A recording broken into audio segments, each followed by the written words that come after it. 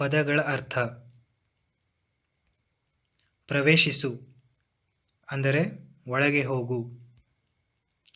ಪ್ರಾಮಾಣಿಕತೆ ಅಂದರೆ ನಂಬಿಕೆಗೆ ಅರ್ಹ. ಒಡನಾಟ ಅಂದರೆ ಸಹವಾಸ, ಜೊತೆಯಲ್ಲಿರುವುದು. ಪತಾಕೆ ಅಂದರೆ ಬಾವುಟ, ಧ್ವಜ. ಟಿಪ್ಪಣಿ. ಚಳುವಳಿ ಅಂದರೆ ಸಾಮೂಹಿಕ ಹೋರಾಟ ಅಥವಾ ಸತ್ಯಾಗ್ರಹ.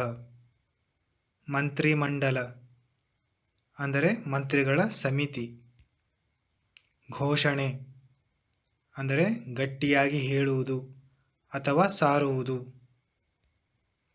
ರಾಜೀನಾಮೆ ಅಂದರೆ ಉದ್ಯೋಗ, ಸ್ಥಾನ, ಅಧಿಕಾರ ಮೊದಲಾದವುಗಳಿಂದ ಬಿಡುಗಡೆ ಮಾಡಬೇಕೆಂದು ಕೇಳಿ ತಾನೇ ಒಪ್ಪಿ ಬರೆದುಕೊಡುವ ಪತ್ರ.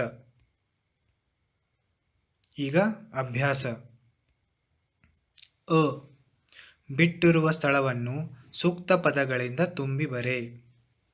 ಒಂದನೇದು, ದಾರಿ ಬದಿಯ ಡ್ಯಾಶ್ ತೋಪಿನಲ್ಲಿದ್ದ ಹಣ್ಣುಗಳು ಆಕರ್ಷಿಸಿದವು. ಇಲ್ಲೇನು ಬರುತ್ತೆ? ಯಾವ ತೋಪಿನಲ್ಲಿ?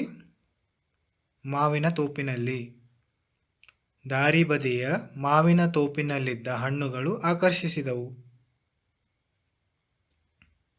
ಎರಡನೇದು, ಶಾಸ್ತ್ರಿಯವರಲ್ಲಿ ಡ್ಯಾಶ್ ಪುಟಿದೆದ್ದಿತು. ಇಲ್ಲೇನು ಬರುತ್ತೆ? ದೇಶಪ್ರೇಮ.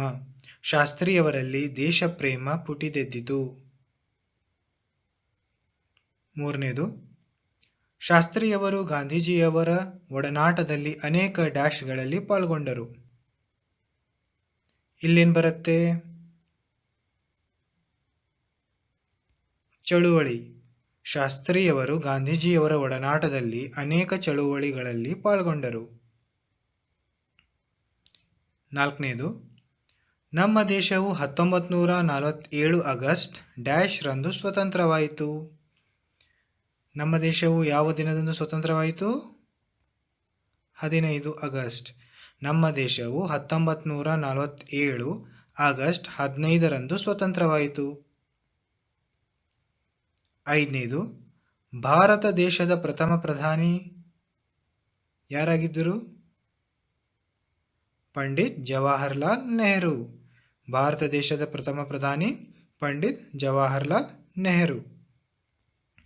ಆರನೇದು, ಶಾಸ್ತ್ರಿಯವರು ಜನತೆಗೆ ನೀಡಿದ ಘೋಷವಾಕ್ಯ ಯಾವುದು? ಜೈ ಜವಾನ್ ಜೈ ಕಿಸಾನ್. ಶಾಸ್ತ್ರಿಯವರು ಜನತೆಗೆ ನೀಡಿದ ಘೋಷವಾಕ್ಯ ಜೈ ಜವಾನ್ ಜೈ ಕಿಸಾನ್. ಈಗ ಆ ಒಂದು ವಾಕ್ಯದಲ್ಲಿ ಉತ್ತರ ಬರೆಯಿರಿ. ಒಂದನೇದು, ಮಕ್ಕಳು ತೋಪನ್ನು ಏಕೆ ಪ್ರವೇಶಿಸಿದರು?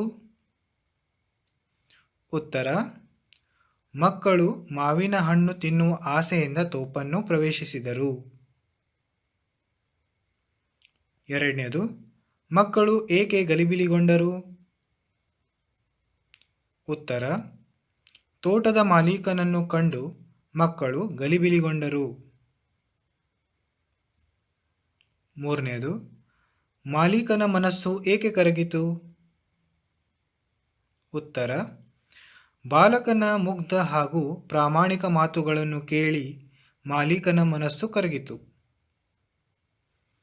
ನಾಲ್ಕನೇದು, ಶಾಸ್ತ್ರಿಯವರಿಗೆ ಸರ್ಕಾರ ಯಾವ ಪ್ರಶಸ್ತಿ ನೀಡಿ ಗೌರವಿಸಿತು? ಉತ್ತರ: ಶಾಸ್ತ್ರಿಯವರಿಗೆ ಸರ್ಕಾರ ಭಾರತ ರತ್ನ ಪ್ರಶಸ್ತಿ ನೀಡಿ ಗೌರವಿಸಿತು.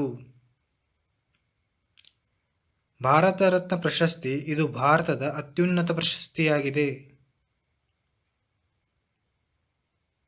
ಈ 2-3 ವಾಕ್ಯಗಳಲ್ಲಿ ಉತ್ತರ ಬರೆಯಿರಿ.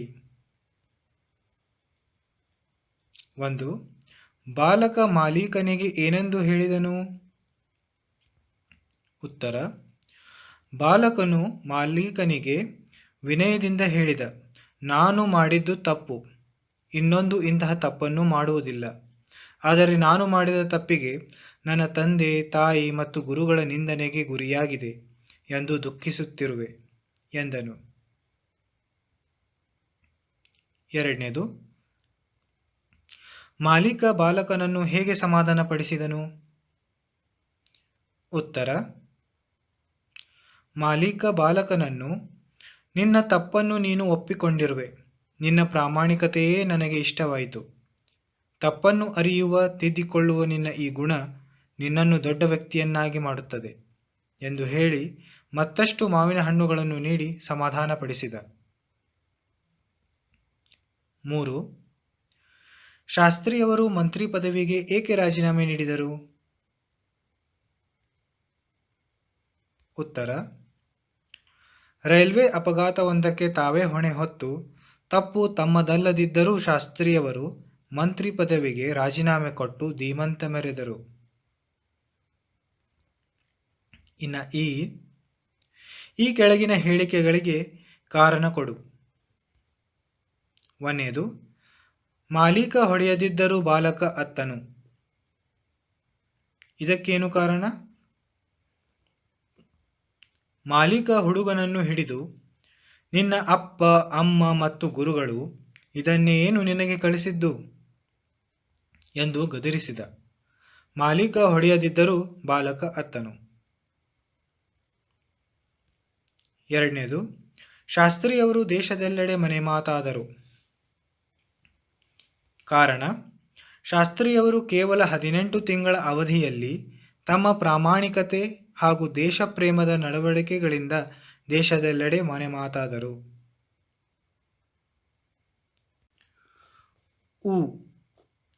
ಇಲ್ಲಿ ಕೊಟ್ಟಿರುವ ಮಾತುಗಳನ್ನು ಯಾರಿಗೆ ಹೇಳಿದರು ಎಂದು ಬರೆಯಿರಿ.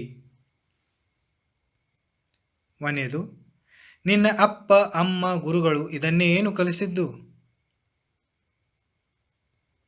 ಈ ಮಾತನ್ನು ಮಾವಿನ ತೋಪಿನ ಮಾಲೀಕ ಹುಡುಗನಿಗೆ, ಅಂದರೆ ಬಾಲಕ ಶಾಸ್ತ್ರಿಯವರಿಗೆ ಹೇಳಿದನು. 2. ಇನ್ನೆಂದೂ ಇಂತಹ ತಪ್ಪು ಮಾಡುವುದಿಲ್ಲ. ಈ ಮಾತನ್ನು ಹುಡುಗ ತೋಪಿನ ಮಾಲೀಕನಿಗೆ ಹೇಳಿದನು. 3.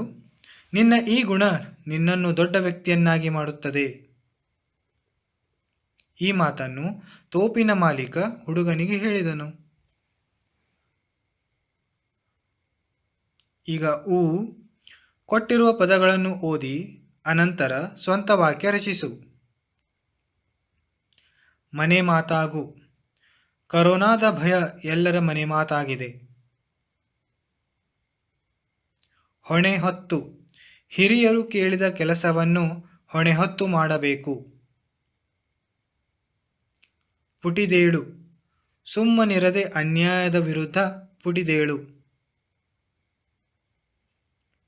ಆಕರ್ಷಿಸು.